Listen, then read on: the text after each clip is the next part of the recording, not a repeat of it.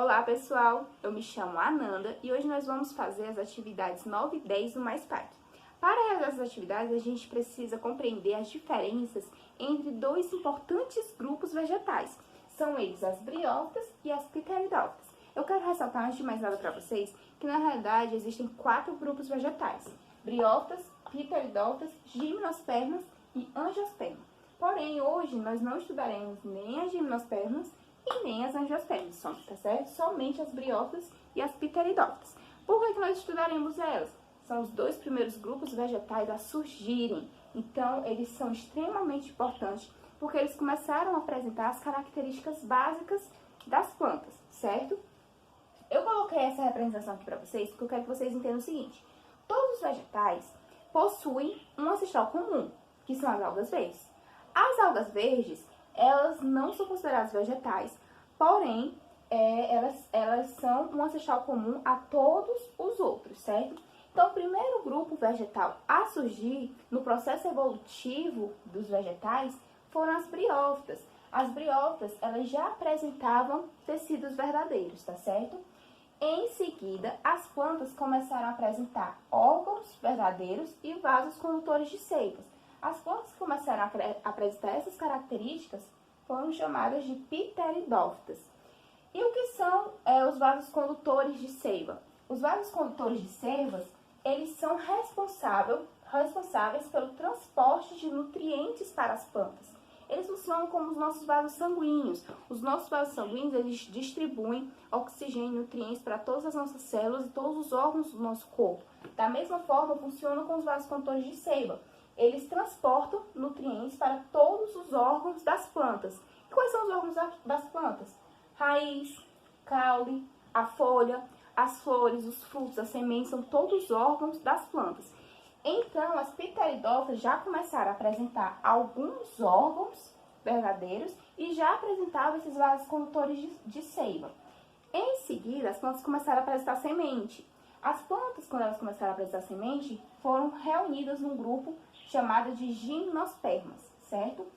Só depois começaram a apresentar flores e frutos, e essas plantas que começaram a apresentar flores e frutos foram reunidas no grupo chamado de angiospermas. Como eu falei, hoje nós vamos estudar briófitas e pteridófitas.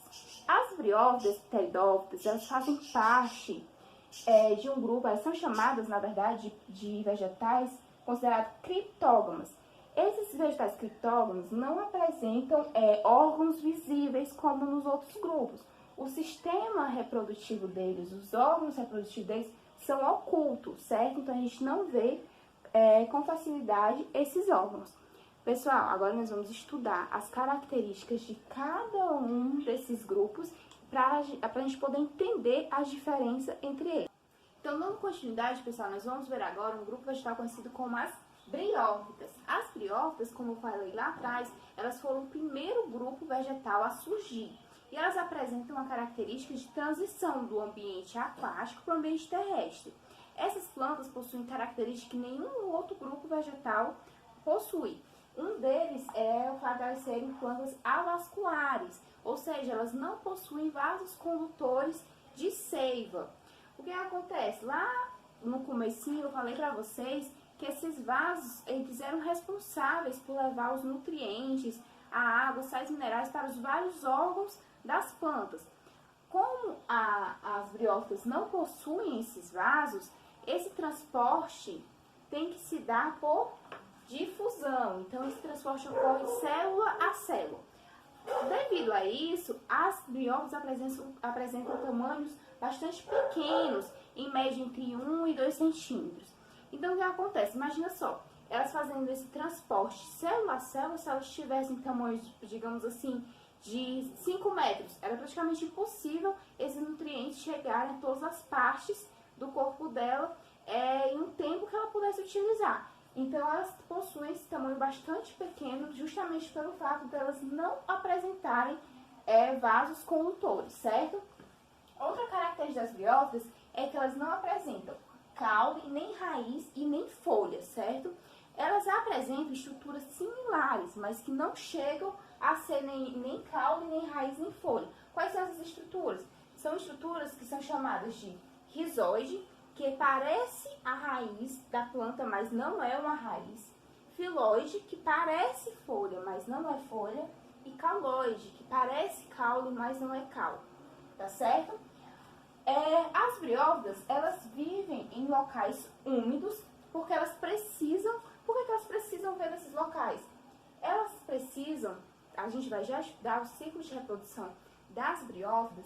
As briófitas, elas necessitam de gotículas de água para que o gameta masculino nade até o gameta feminino. Então, elas precisam necessariamente estar em ambientes úmidos para que a reprodução delas aconteça.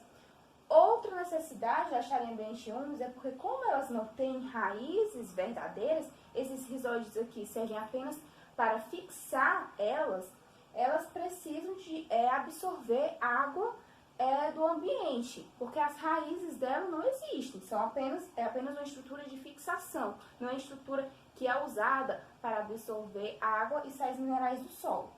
Ela precisa estar em ambientes sombreados. Por que ela precisa estar em ambientes sombreados? Para que ela não recebe. Como ela precisa absorver a água do ambiente, ela tem que estar em local sombreado para que ela não resseque e perca essa água, certo? Uma coisa muito importante, ela tem que estar em ambiente sombreado, não necessariamente em ambiente totalmente sem luz, até porque se não houver luz, ela não consegue realizar a fotossíntese. Os principais representantes desse grupo, o mais conhecido de todos é o musgo.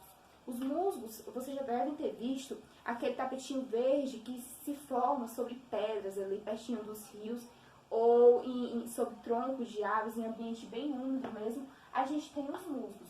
Outros dois representantes que são bem menos conhecidos são as hepáticas e os antóceros. E agora nós vamos conhecer as características das pteridófitas. Agora, pessoal, a gente vai aprender sobre as características das pteridófitas.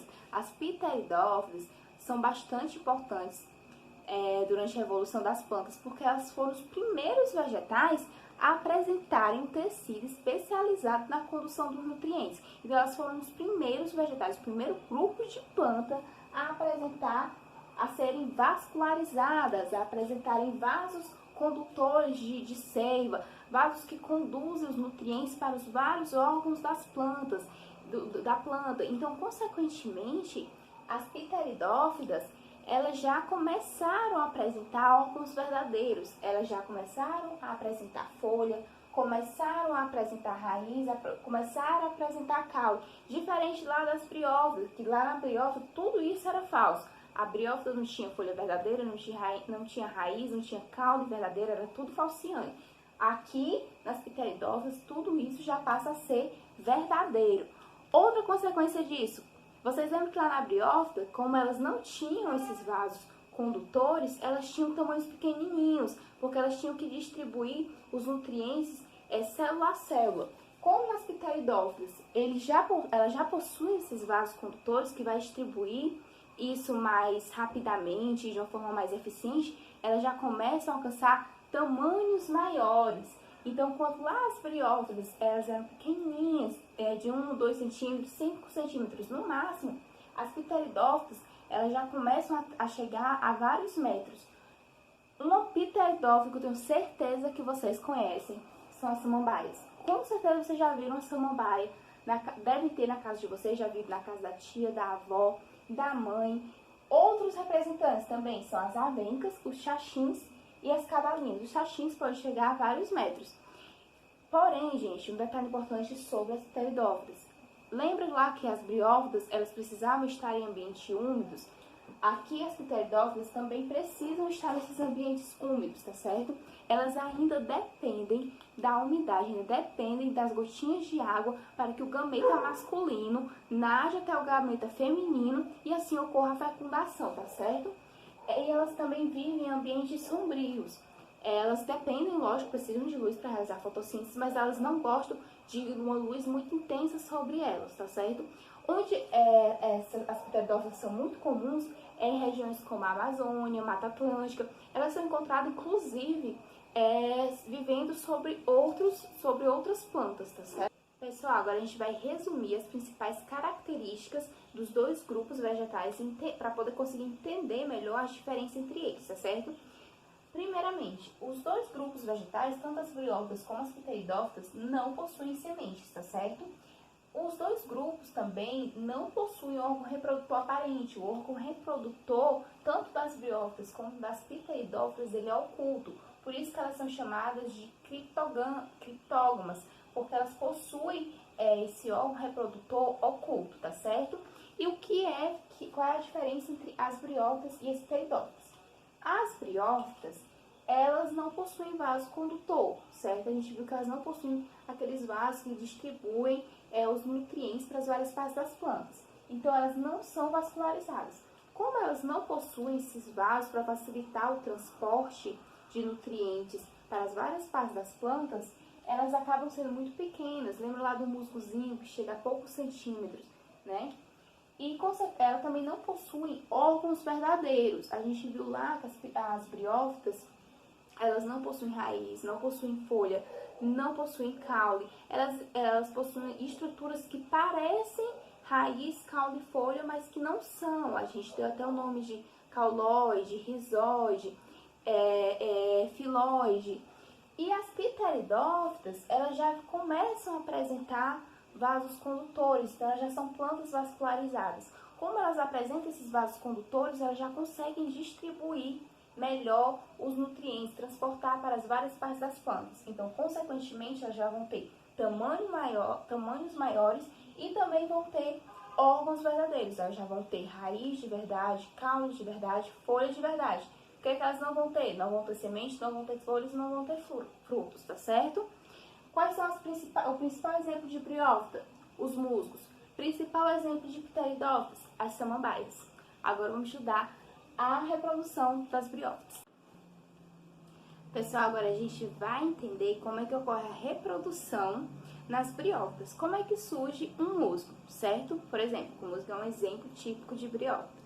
Então, assim, antes de mais nada, eu preciso que vocês entendam que as briófitas, elas têm uma fase sexuada, onde ocorre a formação dos gametas, e possui também uma fase assexuada, uma etapa assexuada, onde não existe essa produção de gametas, tá certo? Aqui, para exemplificar, eu tenho o ciclo de reprodução das briófitas.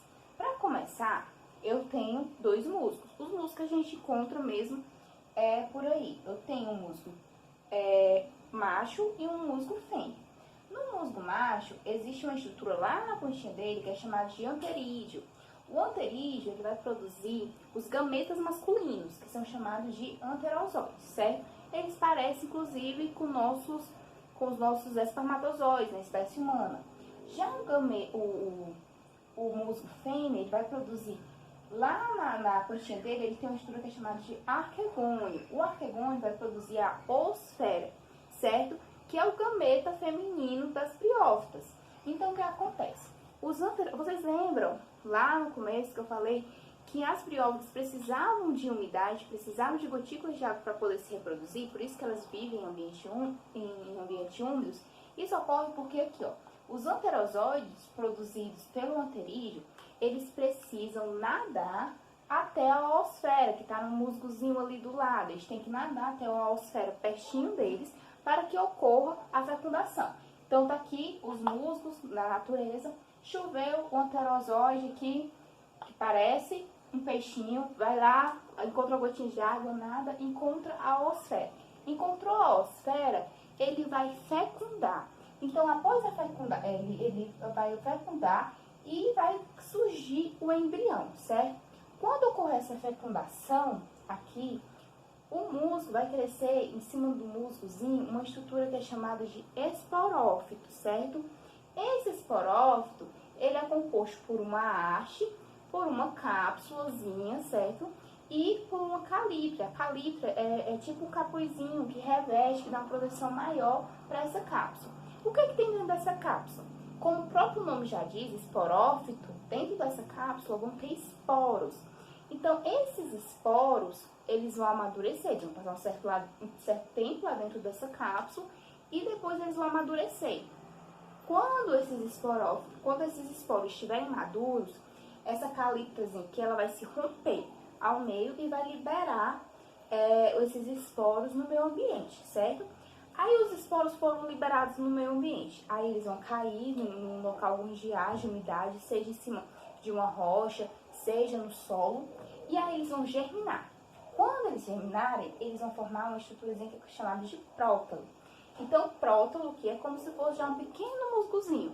Aí o que vai acontecer? O prótalo, ele vai crescer. Ele vai crescer, formando um novo musgo, tá certo? Então, gente, o que acontece? Qual dessas fases é assexuada e qual dessas fases é sexuada? Vamos pensar aqui, qual foi a fase que ocorreu a formação de gametas? Nessa primeira etapa aqui, não foi? No gametófilo, como o próprio nome já diz, gametófilo, gameta, produção de gameta. Então aqui ocorreu a fase sexuada, tá certo? E que fase, onde foi que ocorreu a fase assexuada? Depois que aqui o anterozoide fecundou a osfera, que formou o embrião, que formou aqui o esporófito. Aqui no esporófito ocorreu a produção de quê? De esporos. Esses esporos aqui, quando eles são lançados, que germinam e tudo, essa fase aqui é chamada de sexuada, porque aqui já não ocorreu a produção de gametas, tá certo? Quando a gente vê lá um musgozinho, geralmente a gente vê ele nessa forma aqui, apenas o gametófilo. O gametófilo está sempre presente no musgo. Sempre que você vê um musgo, você vai estar vendo ali o gametófilo dele. É a parte dele que está produzindo o gameta. Você só vai ver o esporófito quando ele estiver nesse processo após a fecundação. Então, você só vai ver essa hastezinha aqui quando o gametófito tiver sido fecundado, quando tiver ocorrido essa fecundação, tá certo, pessoal? Espero que vocês tenham entendido. Façam a atividade com muita atenção. Lembre-se de que quarentena não é férias, então fique em casa e coloque seus estudos em dias. Um abraço e tchau, tchau.